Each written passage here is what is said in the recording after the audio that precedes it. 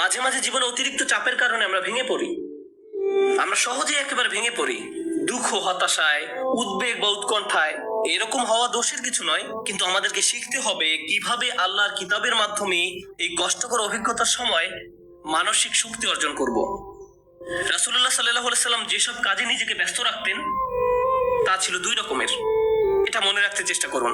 দুই ধরনের কাজ আছে যা আপনাকে ব্যস্ত রাখতে পারে। আমি আপনাদের জন্য তৃতীয় আরেকটি যুক্ত করব। রাসূলুল্লাহ সাল্লাল্লাহু আলাইহি সাল্লাম হয় এমন কোনো কাজে নিজেকে ব্যস্ত রাখতেন যাতে আল্লাহকে খুশি করত, অথবা তিনি এমন কোনো কাজে ব্যস্ত থাকতেন যা আল্লাহর কোনো সৃষ্টির উপকার করত।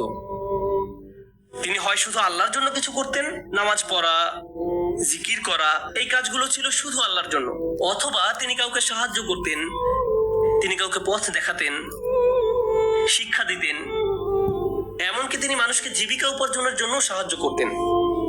এভাবে তিনি অন্য মানুষদের সব ধরনের সাহায্য করতেন।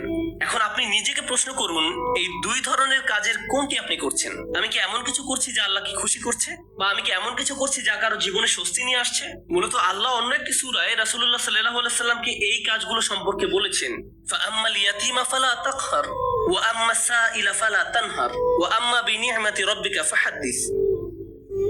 সুতরাং আপনি এতিমদের প্রতি কঠোর হবেন না, আর ভিক্ষুককে আপনি ধমক দিবেন না।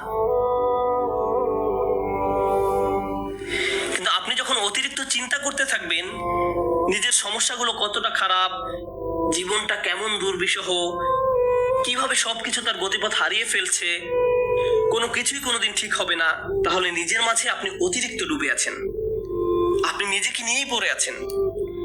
এভাবে নিজেকে নিয়ে পড়ে থাকলে আল্লাহর সাহায্য আসে না। এভাবে আল্লাহর সাহায্য আসে না। আল্লাহ বলেন, ওয়া ইলা রাব্বিকা ফারগাব, এবং আপনার পালনকর্তার প্রতি মনোনিবেশ করুন।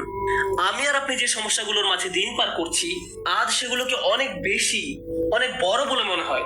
সমস্যা ছাড়া আর কিছু নিয়ে আমরা ভাবতে পারি না। কিন্তু একটু সামনে এগিয়ে চিন্তা করলে বুঝবেন আমরা সবাই একটা গন্তব্যের উদ্দেশ্যে ছুটছি, আর সেই গন্তব্যটি হলো আল্লাহর সাক্ষাৎ। ওয়া আন্না ইলা রাব্বিকাল মুনতাহা। যদি এই ব্যাপারটা ভুলে যান যে আপনি একটি রেলগাড়ির ভিতরে আছেন, বুঝতে পারেন বা না পারেন আপনি আল্লাহর দিকে ছুটে চলছেন। আপনি কিন্তু নিশ্চল ভাবে দাঁড়ানো অবস্থায় নেই। আপনার সমস্যাটি জীবন থামিয়ে দেয়নি, জীবন এখনো এগিয়ে চলছে। আমার আপনার আল্লাহর সাথে দেখা হবেই। আপনি যখন বুঝবেন আমি যাই করি না কেন এই ভ্রমণ থামানোর কোনো উপায় নেই, তখন আপনার পক্ষে নিজের গন্তব্যের প্রতি মনোনিবেশ করা অনেক সহজ হবে। এই মুহূর্তে আমি যে এলাকা অতিক্রম করছি, যে সমস্যাপূর্ণ এলাকা অতিক্রম করছি, একসময় এটা পার হয়ে যাবে, কারণ এটা আমার গন্তব্য নয়। আমার গন্তব্য হলো আল্লাহ আযজা ওয়া জাল্লা। এভাবে নিজের মাথায় একটা চিত্র তৈরি করুন। মনে করুন একটি পথ দিয়ে কোথাও যাচ্ছেন, আর পথিমধ্যে কোনো জায়গায় প্রচন্ড দুর্গন্ধ নাকে এসে লাগলো। যদি চলতে থাকেন গন্ধটা একসময় চলে যাবে। এটা সব সময় আপনার সাথে থাকবে না। চলতে থাকলে একসময় ভালো একটা জায়গায় এসে উপনীত হবেন। আপনাকে হয়তো ভয়ঙ্কর কোনো অঞ্চলও অতিক্রম করতে হতে পারে। আপনি চলতে থাকলে ওই অঞ্চলও পার হয়ে যাবেন। জীবনটা এমনই, আমাদেরকেও এভাবে জীবনের সমস্যাগুলো অতিক্রম করে যেতে হবে। আর আল্লাহ আযজা ওয়া জাল্লা বলছেন, আপনার আমার জীবনের প্রতিটি ভ্রমণেরই একটি উদ্দেশ্য আছে। আমাদের নিজেদের শুধু একটি প্রশ্ন করতে হবে, আমরা কি পরিশ্রম করছি? দিন শেষে আমরা কি করছি? তৃতীয় যে ব্যাপারটি নিয়ে আজ কথা বলবো, আগে আমি বলেছিলাম মহানবী সাল্লাল্লাহু আলাইহি সাল্লাম হয় আল্লাহর সন্তুষ্টির জন্য কিছু করতেন, নতুবা তার সৃষ্টির উপকারার্থে কিছু করতেন। আর আমাদের বেলায় দিনের অধিকাংশ সময় আমরা আত্মসেবায় ব্যয় করি।